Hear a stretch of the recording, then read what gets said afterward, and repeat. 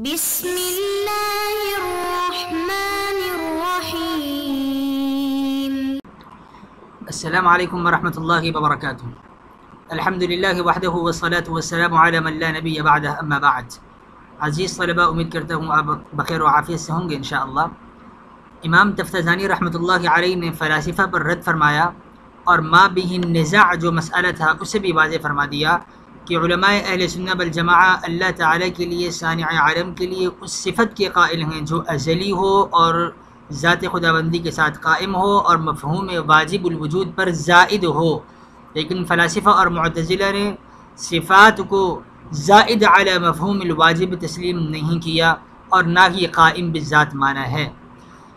اور معتزلہ کا گمان یہ ہے وَزَعَمُوا أَنَّ صِفَاتِهِ عَيْنُ ذَاتِهِ کہ اللہ تعالیٰ کی صفات اس کی عین ذات کا نام ہے، یعنی اس ذات کا تعلق جب معلومات سے ہوگا تو اسے عالم کہا جائے گا، اور جب اسی ذات کا تعلق مقدورات سے ہوگا تو اسے قادر کہا جائے گا، تاکہ تکسر فی الذات لازم نہ آئے اور تعدد فی القدماء اور وجباء کا تعدد لازم نہ آئے۔ امام تفتزانی رحمۃ اللہ علیہ اس پر رد فرماتے ہوئے اس اعتراض کا جواب دے رہے ہیں، والجواب ما سبق، اور جواب وہی ہے جو گزشتہ ابحاث میں گزر چکا ہے، من ان المستحیل تعدد الذوات القدیمہ، من ان المستحیل تعدد الذوات القدیمتی، کہ مستحیل یہ ہے کہ ذوات قدیمہ کا تعدد، یعنی ذوات قدیمہ کا تعدد لازم آئے، یہ محال ہے۔ ہم جو صفات ثابت کر رہے ہیں ان سے ذوات قدیمہ کا تعدد لازم نہیں آتا، لہذا محال والی کوئی بات ہی پیدا نہیں ہو رہی۔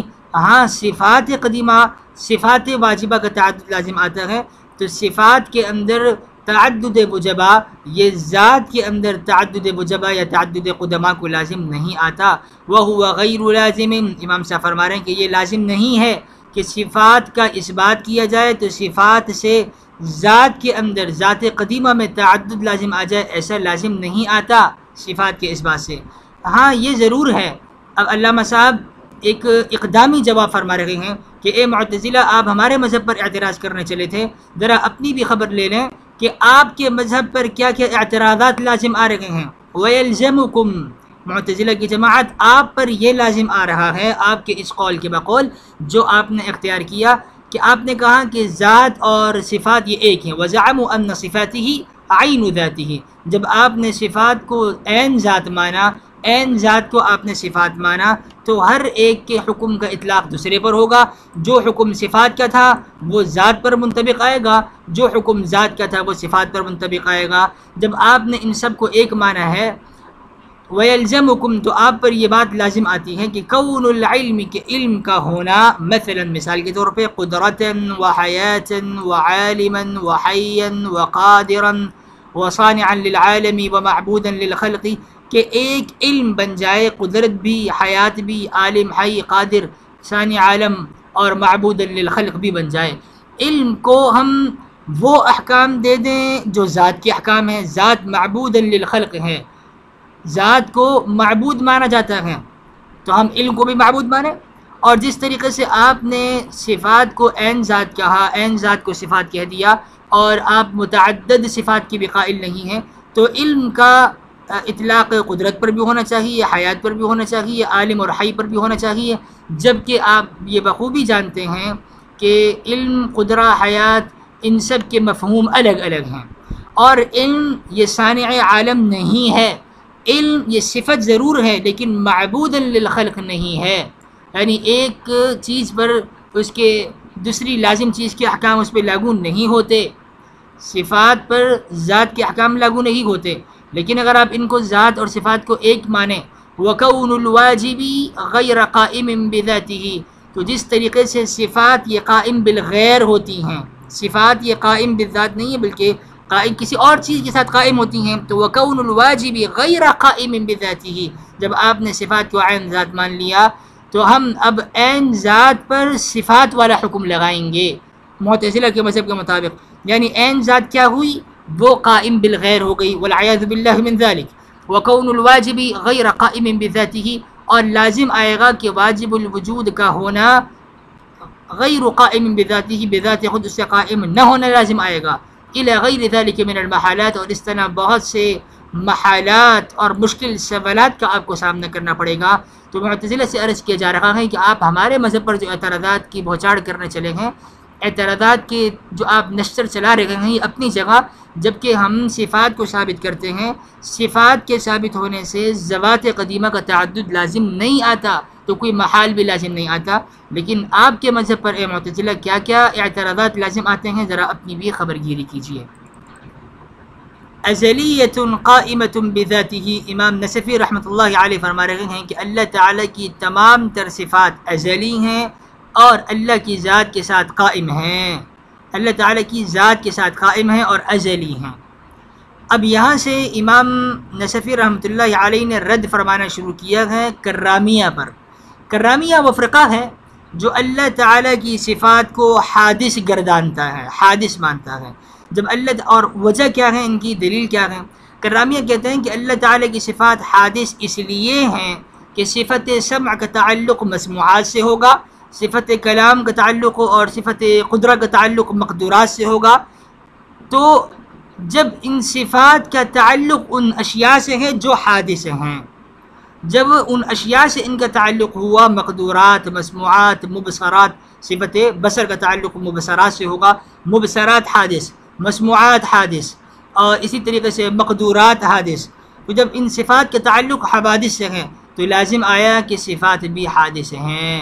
کرامیہ نے صفات کو حادث مانا، لیکن وہ یہ بھول گئے کہ جب ہم صفات کو حادث کہہ رہے ہیں، یعنی اگر کرامیہ کے مذہب کے مطابق صفات کو ایک منٹ کے لیے فرض کر لیا جائے، اگر حادث فرض کیا جائے تو صفات یہ ذات خدابندی کے ساتھ قائم ہوتی ہیں، تو ذات خدابندی پر کرامیہ کیا حکم لگائیں گے؟ اس طرف انہوں نے توجہ نہیں دی۔ امام نصفی رحمۃ اللہ علیہ نے صفات خدابندی کو ازلی قرار دیا ہے اور قائم بذات اللہ قرار دیا ہے۔ فرماتے ہیں لا کما تزعم الکرامیہ، ایسے نہیں جیسے کرامیہ کا گمان ہے۔ من ان له صفات، کہ اللہ تعالیٰ کے لیے صفات ہیں لیکنها حادثۃ، لیکن یہ حادث ہیں، والعیاذ باللہ من ذلک۔ اب ہم ازلی کیوں کہتے ہیں اور حادث کیوں نہیں کہتے؟ لاستحالۃ قیام الحوادث بذاتہ تعالی، اس لیے کہ حوادث کا ذات خدابندی سے قیام لازم آئے گا اور یہ محال ہے۔ تو محل حوادث بننا، ذات خدابندی کا محل للحوادث بننا یہ محال ہے، اس لیے ہم صفات کو حادث نہیں مانتے بلکہ ہم قدیم مانتے ہیں۔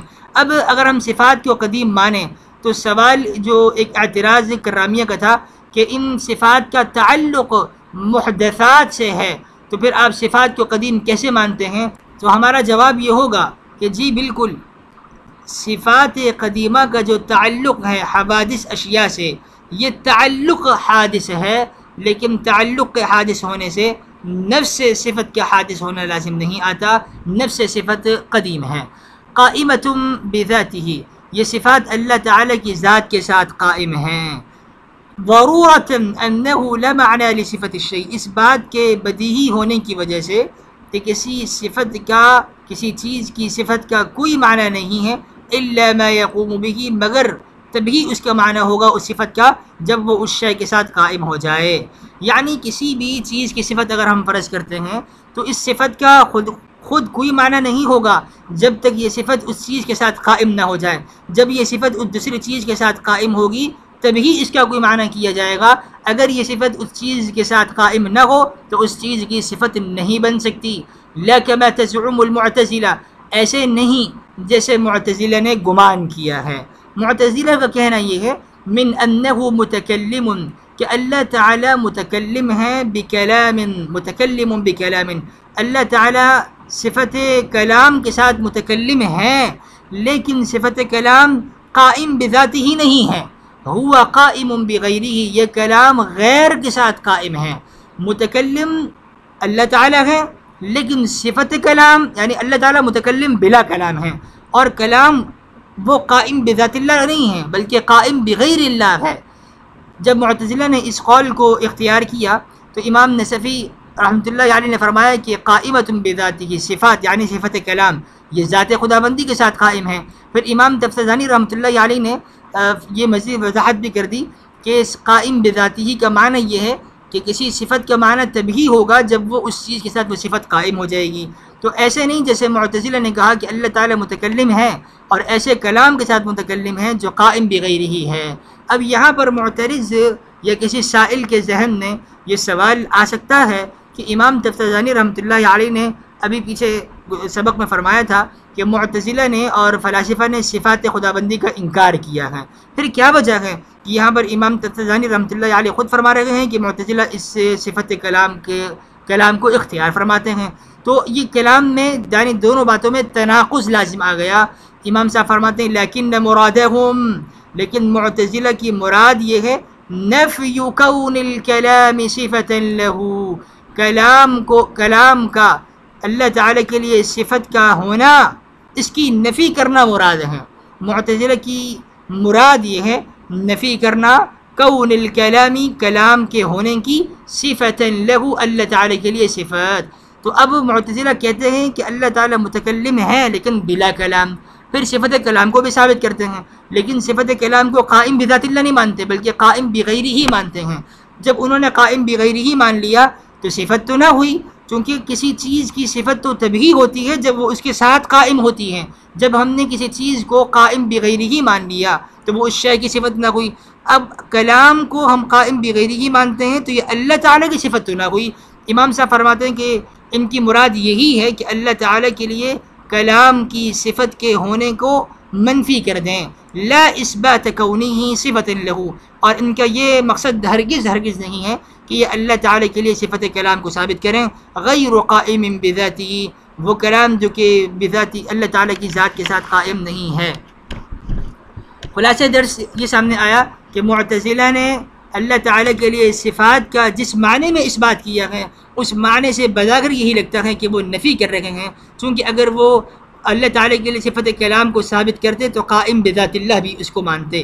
حالانکہ معتزلہ کا کہنا یہ ہے کہ جب نصارہ نے 3 افراد یعنی یہ کہا کہ اب، ابن اور روح کلمہ، یعنی جب انہوں نے 3 کو قدیم ثابت کیا اور وہ کافر ٹھہرے تو آپ تعدد قدماء یعنی 8 صفات کو ثابت کر رہے ہیں. تو 8 تعدد قدماء 8 صفات کو ثابت کرنا یہ کیسے معقول ہو سکتا ہے؟ جبکہ معتزلہ کو ایک اشتباہ یہ پیدا ہوا کہ صفات کا تعدد یہ ذات کے تعدد کے لازم ہے، اور علماء اہل سنت والجماعہ اس کو بخوبی واضح فرما چکے ہیں کہ ذات کا تعدد لازم نہیں آتا جب ہم صفات کے تعدد کو اور اس کے قدیم اور واجب ہونے کو ثابت کرتے ہیں. تو جس معنی میں معتزلہ نے صفات کو ثابت کیا تو صفت ثابت ہی نہیں ہوئی، چونکہ صفت تو قائم ہوتی ہے بذات اللہ، بذات ہی قائم ہوتی ہے. اور یہاں پر معتزلہ کہتے ہیں کہ صفات قائم بغیر ہی ہیں، تو پھر اس ذات کی صفت کیسے ہوئی؟